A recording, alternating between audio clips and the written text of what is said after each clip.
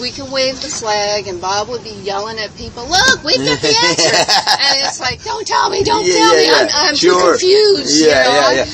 So Carolyn, I have my own agenda. So now, Carolyn, you witnessed it. When Katie picked us up and we had that long discussion in the traffic jam, she was wondering why all her 50-year-old buddies were writing books about their insignificant lives, but they thought it was significant because something happened to them, and they're all trying to make contact to have a TV show, which she was starting to do, and they were all envious of her.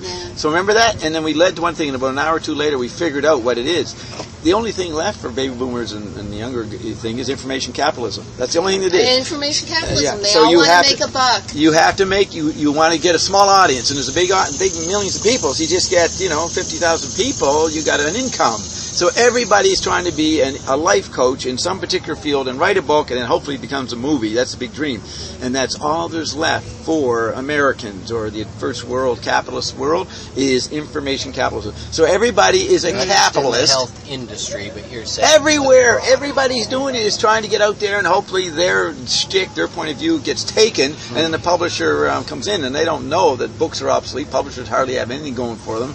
And that's a bad medium. And they do a reality TV show on it. Yeah, so everybody knows. It's like Zappa said in 1980. But you're talking about Zappa. What Zappa said. He said the media. That's all there is, and that was true. He said the media. That's all there is. He said in the mid '80s. Everybody has to get into the media life. The end means taking over. That's the new nature. That's where you express yourself, and that's where you get a connection. So then you have a calling card, and then you get a TV show or something. So people are either freaked out by the media and don't know how to adapt, or they think a blog or a book is going to get them into it. The slack is if you can sell something, then you have your independent job. You can write when you want. You got an audience, and people buy your books, and you don't have to deal with bosses or schedules. So that's what you guys are doing. Oh yeah, we did it without even creating it like that. Oh yeah, we're the fucking be like you. People hate us for it. You're saying that's the new capitalism. Yes, the software is the only thing for the first world. The second world is East Germany and the bureaucracy world of Brazil. They're trying to get into the first world through virtual capital. The third world is Mexico and the abandoned places. And the fourth world is the Aborigines. In the fourth world is the Aborigines. There's two fourth worlds. In the eco world, it's the Aborigines who have charisma because they're the original ESP and back to nature people. And but the fourth world, in McLuhan terms, is the electric world that goes around the first three worlds and obsolesces every one of them. So the information world is what everybody's trying to get into. It's the only ground to get some economy. And that's why it's a virtual economy. There's no hardware industries, nothing in the first world. And the people, by the time they're 50, I say this in one of the Roxana, by the time you're 40, most people in the first world recognize the information side of the repeating patterns. They notice how the movies and records are recycled, the music fads, and then they try to figure out what is interesting in this boring information society that I'm so familiar with. And then Roxana says ion. So we go into iondom. But aside from that... So you're saying it's the first world, electrical world? No, that's the fourth world that goes around the first three. Oh, yeah. Okay. Yeah, the first world is Goldman Sachs. Okay? The second world is Putin in the Russian bureaucracy world and their empire. And they're sort of semi-successful in the first capitalist world, but they're not completely. And then the third world is the undeveloped world. That's Brazil, Nicaragua, East Germany and all the Brazil. And then the fourth world is the prima mobile, he says. This is an article he wrote in 1974 for the New York Times.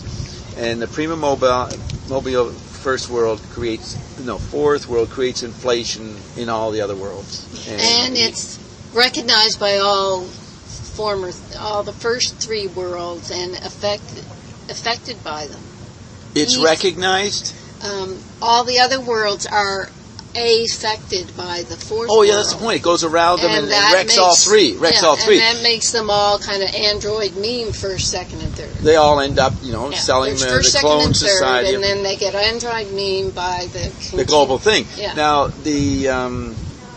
But then you said the fourth world. So there's two fourth worlds. When you talk to William Thompson, fourth worlds. Okay. Yeah, there's a new. If you mention fourth world, the Thompson quadrant, the eco-fascists will say, "Oh, that's the Aborigines, the Eskimos, the Inuit." They think it goes deeper into culture. They mean Aboriginal peoples is their term for fourth world. But they're just thinking in terms of people, chemical body. Not. They don't know the McLuhan's fourth world is not the Aborigines; it's the electric world, which actually retrieves the charisma of the caveman world. That's why everybody wants to do ayahuasca and go to and hang out with Carlos Castaneda, or something. But there was an. Now you were saying the 3 levels. Okay. Sorry. Then how about what we're seeing in the religious fundamentalism? In each culture tries to preserve itself for the tourist trade. So that's what these people are. Very Christian. The Bible. We're printing press people. The only culture built on the printing press is American. So we go back to your first book. And so you have to be a fundamentalist Christian to support visual Gutenberg values. That's the media fundamentalism of America. Now we're seeing all of this religious fundamentalism in Pakistan. India, they're celebrating their manuscript culture. I was about to say that. Not printing press. press. Back to their book. To the manuscript, and it's more tribal and oral, and they're fanatic. And Americans would not commit suicide for the group, but the tribal peoples who are trying to retrieve manuscript and earlier stuff will commit suicide for the group, like the Japanese so for did. The people who are living their life based on the Quran, who are literate. No, they're pre-literate, semi-literate.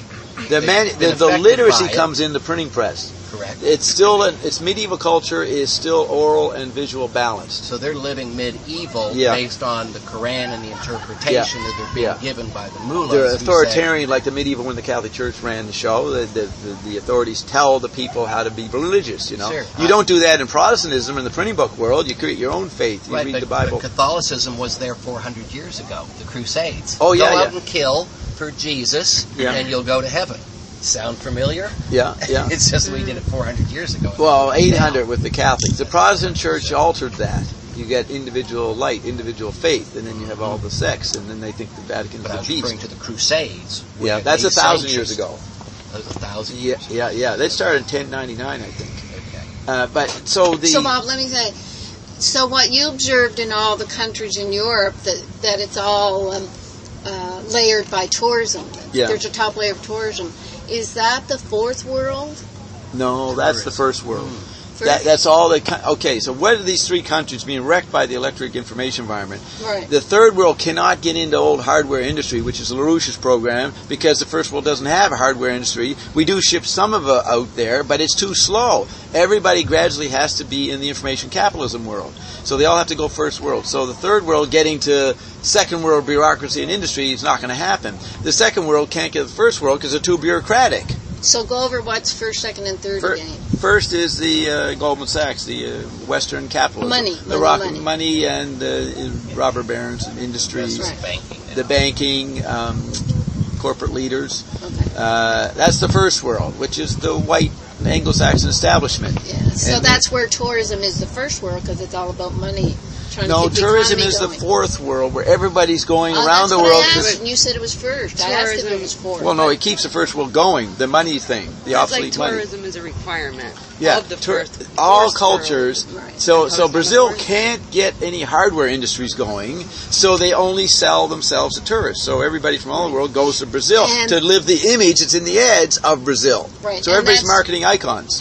And that's where we keep saying that cold fusion is going to change all that, because all those countries that don't have money, etc., they'll get cold fusion and bypass all the industrial age that we've had to go through and ruin that they can't get to. Yes, and Evergreen said, like the cell Carolyn, phones. Evergreen said that electricity would become so cheap that you would air condition your barn, your farmer's field, almost. Yeah. So they'd make their money on the air conditioner because it would cost nothing to run it. And that's what our cold plate does. We create excessive free electricity. Yeah, so you'd air condition your mud hut. Yeah. Yeah, air conditioning now, your ears. Little air conditioned batteries for your ears or for your eyelids or for your hair. Little tiny chip. The big battle with your vagina. Yeah. But so you have to see the dynamic that the fourth world, which was the analog phase after World War II, but then you get the digital phase by the 80s, and that's a replay of the fourth world, and it's the fifth world, it's the pentad, and it's a world living for itself. Nobody, not even the first world, gets any advantage in it. Oh, he's good. Okay, listen, so what did the Evergreen say years ago? How does the oligarchy rule? they smear the country so they don't have tourism. Most countries require the dollars to come from tourism, and all you have to do is put up a story. Okay, IBS for Dummies came from. But then the oligarchy in Egypt would be the terrorist groups. The oligarchy in Egypt 15 years ago were the terrorist groups, because Egypt ruined Egypt crashed for a while. Yeah. Because of one bombing somewhere. As McLuhan, it's interesting. Way back in the 40s, he says the Western imagination regards life as a museum because visual space goes around the planet and collapses nature and makes it dead. Okay, so then everything is ruined, so the whole world becomes a museum. So first world capitalism, all it really had was the deep archetype that Western literate people, first world people regard the world as a museum, so they turn it into a tourist museum, a global museum. And that's a main metaphor in Fitting Its Wake. You're being guided through a museum, which goes through all different media. So that's the key thing. Tourism is the main industry in the world. So what was the last known oligarchy in the States based on what the Evergreens said to you? We're just presuming that's in the state, the oligarchy was like the last... The royalties that got in trouble after World War I. The royal families and the people turning taxes people on the people I work with. So that was the last real oligarchy. Yeah, now what happened from 1930 to 1980, it was the American century. So Rockefeller lent money all over the world. Sure. The Morgans, the combine of American oligarchy. Well, he was affecting the economy. He was affecting They created global welfare. That's correct. AID, they would send money all over the world. And sneaking out on them was the digital speed up that went past accounting where we gave you this so you owe us back. And the oil the oil crisis in the 70s affect too. So by the late 70s, the third world countries could not pay back their debts to the American combine. Yep. So they were bankrupt. And you remember when the Evergreens said people would actually own a country? Do you remember that when they said that? The Evergreens, when we had those future sessions that George had? Yeah. They said people would actually be owning an entire country. Right. And at the time we were like, what? Well, there's what you just said. That's right, because all the money they lent them through the World Bank. They kept money. Money was obsolete in 1929 because electric environment took over. Radio was the real currency, and then the Western oligarchy couldn't handle the obsolescence of their money, gold, cash, and credit. So they had to give it away. The global welfare state, make people use it. That's what the World Bank did. Yeah. So McLuhan said in the 30s, money became public property. Right. It was the oligarchies had money was private property. So it spread around the world. But the digital Android meme was starting to speed up in the 70s, so then things got faster than the accounting books could keep up, and then the third world got bankrupted by that stuff and the energy crisis, so they couldn't pay back the Rockefeller. And it didn't have the power of control. You've got to get this. They didn't get their money back. So Rockefellers had nothing. Right. So by 1981, the only people who had money were the oligarchy because they never lent money. They only invested. And they invested for 300 or 400 or 500 years. So they had lots of solid stuff. But they couldn't keep up with the American mass market effect of movies, radio, and TV, which was the American century. So that's why Prince Charles married Lady Di, so he could go forward representing the oligarchies around the city of London. Yes. And then they start lending money all through the 80s. And they kept the revival, the junk bond and revival of the 80s. They kept the money thing going. But then the the internet and the weird Android meme, which I say was the after-image the Android meme after 1990, when everybody got involved in the Android meme, money had one supernova in the late 90s, then crashed. The .com, .bomb. And that was the end of it. And it took 8 years before it really hit home, and then not money was dead, credit was dead. That's 2008. And then the Queen came over to try to treat the gold. Her own gold. Like they were all ripping off gold or whatever was going on. That's documented by Beater and a bit by Chris Story, though Chris Story was a little off. And then so when they were forgiving the debt of an entire country through the World Bank, they had to do that because they weren't getting any money anyway. There was no money anyways. It's and just they lived on paper. No money from 2000 after Y2K. Yeah. I mean, that sold a lot of computers, and that was a .com, and then .bomb, and then they had 8 years of nothing, and a president who didn't read or anything that was post-information society, and he's just winking and saying, go shopping, and